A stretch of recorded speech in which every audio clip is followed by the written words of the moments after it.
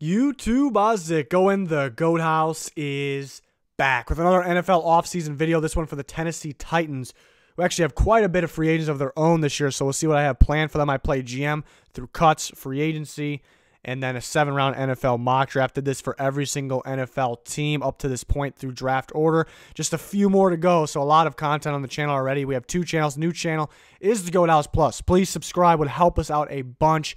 Would really appreciate it. You'll find a link down below, and you'll find a link in the description and comments for our Twitter and Instagram. Daily posts, always talking football, NFL draft, answering any questions on the Twitter, and then you're going to want to follow both of those for the Combine. We'll have kind of live updates there. So we got you covered here, and we actually even started a podcast recently, looking to add more to that. Currently on Spotify at the time of recording this video, being reviewed for the iTunes podcast, so this should be up on there shortly. Just search the Goat House podcast. You'll find a link down below for the Spotify one. And then if you go to our Patreon, which is a link in the description for that, you'll find podcast in video form and plenty other NFL content. First thing I like to do, in this case for the Tennessee Titans, take a look at the depth, evaluate the team. Guys in red are free agents. Interesting receiver unit really took a step up last year, adding Adam Humphries, and A.J. Brown was excellent. In my opinion, should have won Rookie of the Year. And even guys like Khalif Raymond stepped up for them too. But they actually could look to, something I'm realizing when evaluating this team, they actually could look for another receiver. Humphries, I don't plan for them to cut him next year, but looking at the contract details, they save a lot of money if they cut him next year if he isn't really working out, and then Corey Davis will also be a free agent next year, so they could be looking for a receiver of the future. That's kind of a wild card need there. And then looking at offensive line, started the year off pretty poor, but then really turned it around. At the end of the year was excellent for them. And Jack Conklin's kind of been a little bit of a disappointment since they drafted him, but really started to pick it up here in his contract year. A very good run-blocking tackle and really improved pass blocking. Roger Saffold, I think, is one of the better guards in football. Nate Davis was a rookie, and he was he impressed me. So they could roll with Nate Davis there. And then tight end, Jonnu Smith really stepped up. They kind of got some other guys that stepped up out of nowhere too, Anthony Firkser, Michael Pruitt. So I think they're okay at tight end. There's something I have going on with the tight end position here in a second with my GM plan.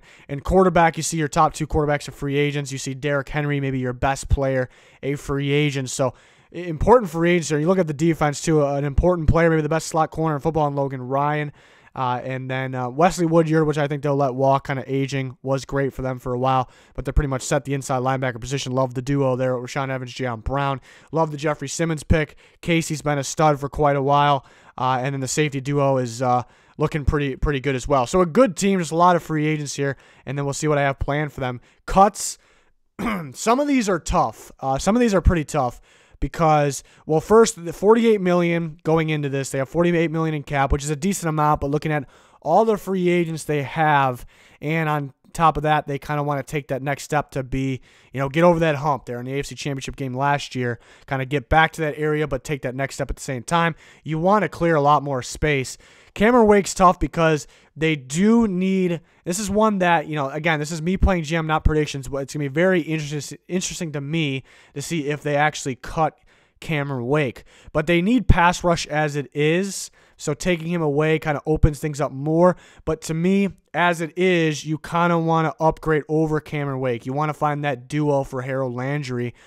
So in that much-needed cap, I would cut him, save that $5.5 million, actually a little more than that. Another tough one, Delanie Walker. It's got to be tough for, Titans fans or even the Titans, to let Delanie Walker go. But seems to get injured quite a bit now. Jonnu Smith really took big time, took that next leap, that step forward, and they have guys like Firkser as well.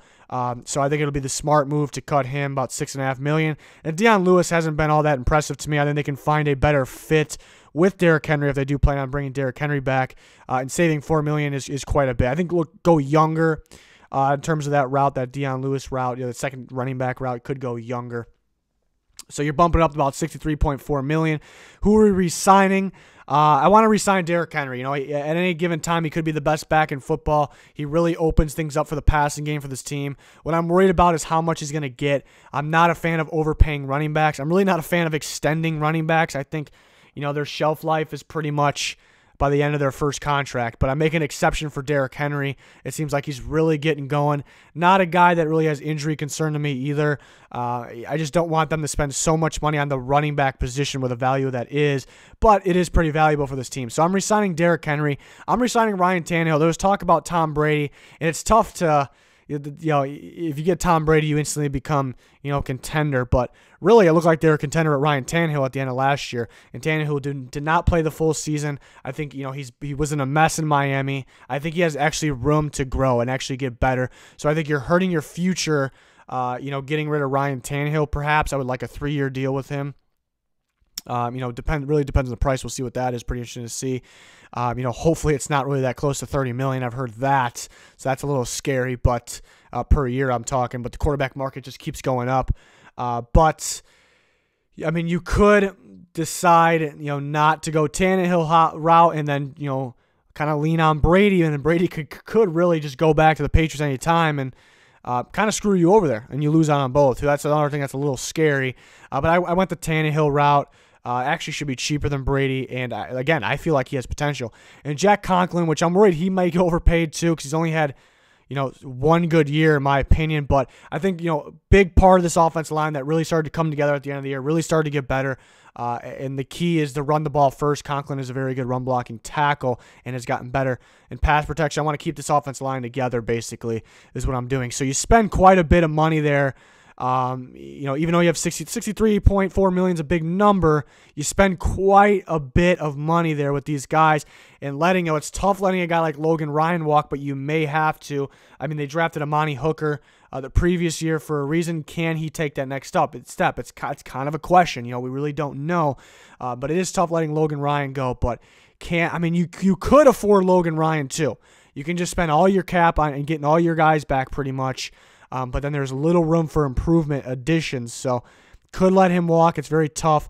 And then major signings. So like I said, not a whole bunch of cap left.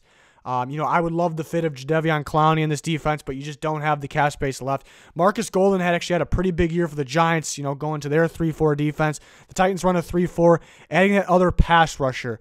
So in this scenario, it would be Marcus Golden with Harold Landry. Marcus Golden's really not proven to me. He's had some really good years, and some years he's kind of got hurt or been off.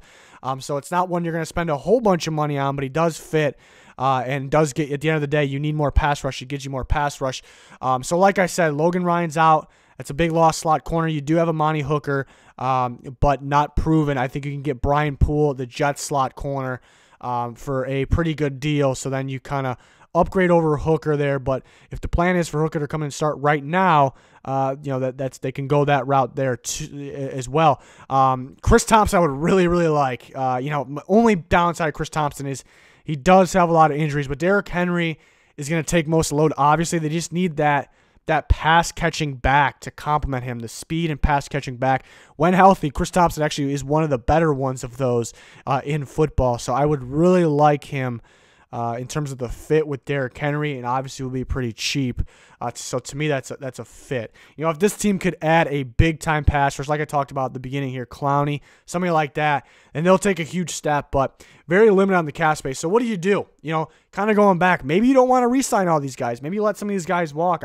There are a lot of front office, executives, GMs, scouts that believe that in their mind, they believe we don't re-sign running backs to big contracts. We don't do it. You don't put that much money in that position. There's more important positions like pass rush. So just maybe, I doubt it, but maybe they don't want to dish out the money to the running back, to Derrick Henry, and they go big on a pass rusher.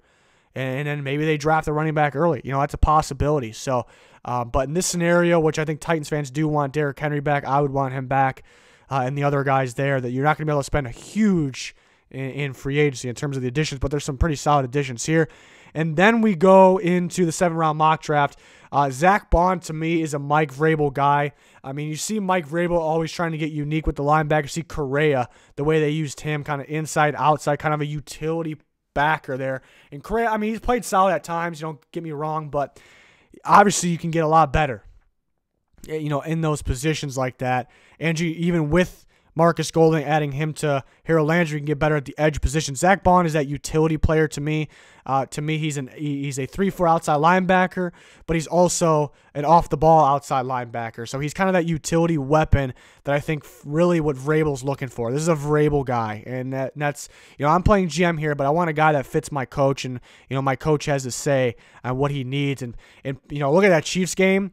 The offense, kind of got stopped at times. You wish it got going.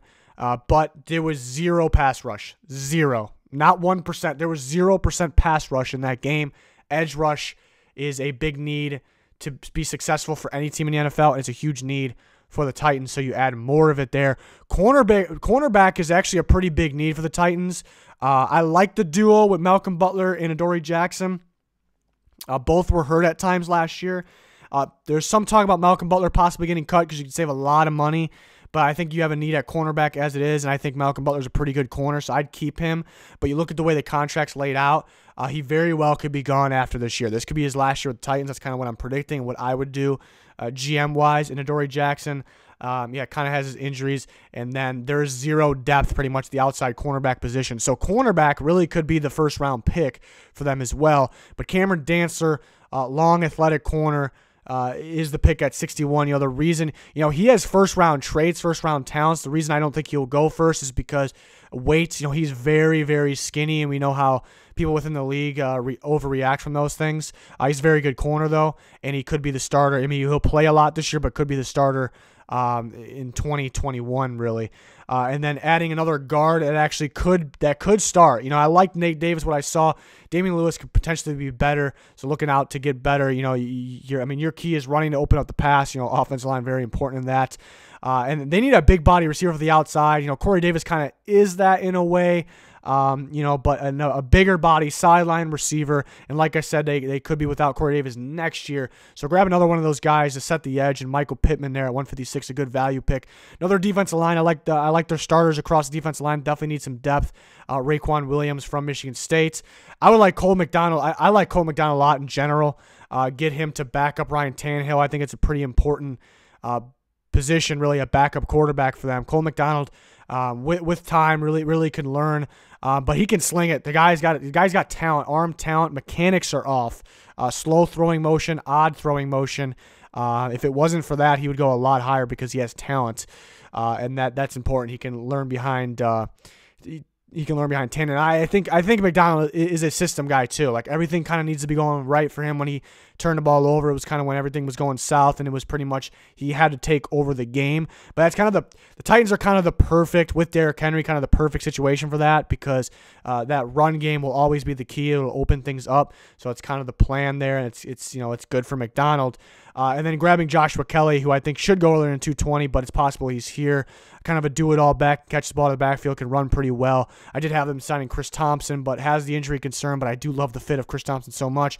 But maybe not a long-term answer for that second running back. So I think having Kelly for that second/third running back would be pretty solid for them. If they don't sign a free agent running back, and they do cut Dion Lewis, which I did, and I think they will do, they could be looking for a running back kind of early, within the first 3 or 4 rounds to complement Derrick Henry there. I think it'd be pretty important.